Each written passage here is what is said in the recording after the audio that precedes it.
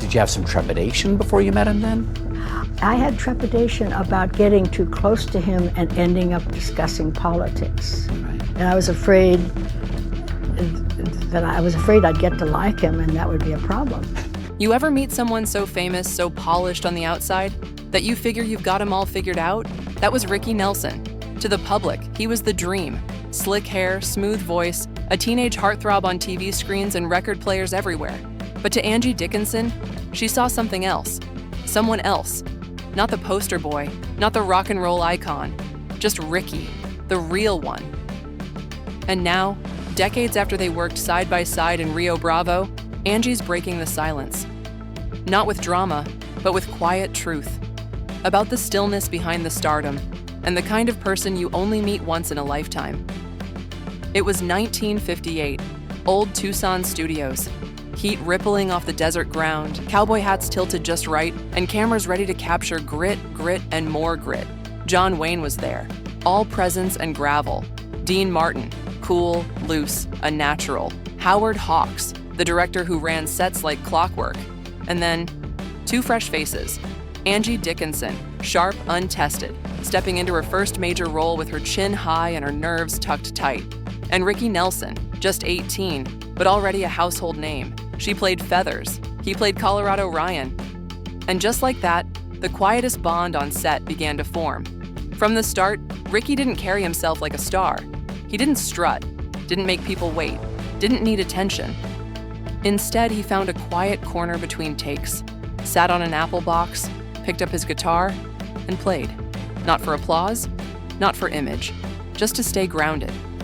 He hummed under his breath, smiled without show, and that calm, that gentle energy settled over the set like a breeze on a hot day.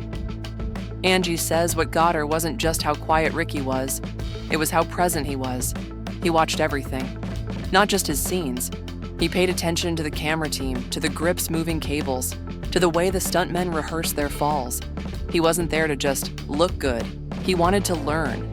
That kind of humility, that kind of curiosity, it didn't scream for the spotlight, but it earned respect. Even John Wayne, who didn't tolerate nonsense, had time for Ricky. He'd wait while Ricky finished a tune or cracked a joke with Angie. Not annoyed, just patient, because Ricky's presence made the work lighter.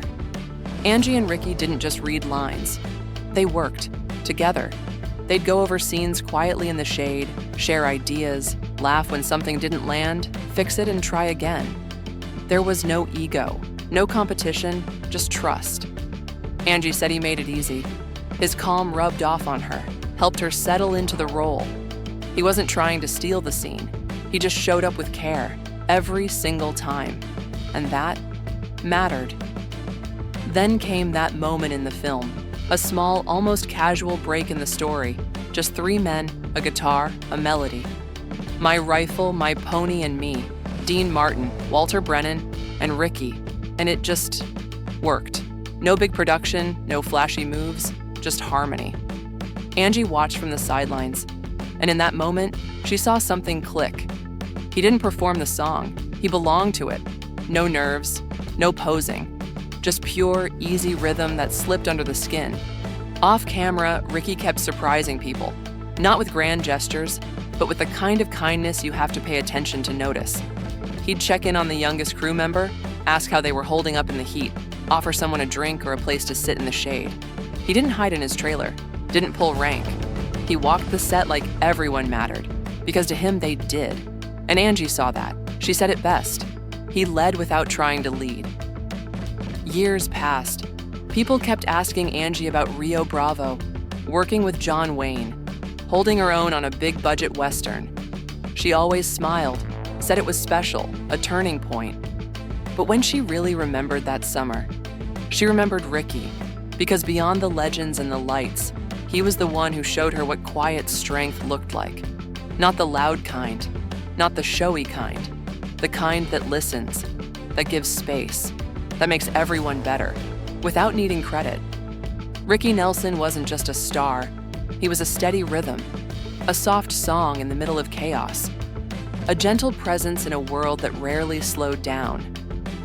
Angie never forgot that, because sometimes it's not the loudest ones who leave the deepest impression. It's the quiet ones, the ones who watch, who care, who make everything around them just a little bit lighter. Ricky left more than music behind. He left a feeling. One Angie carried with her, soft, steady, just like him.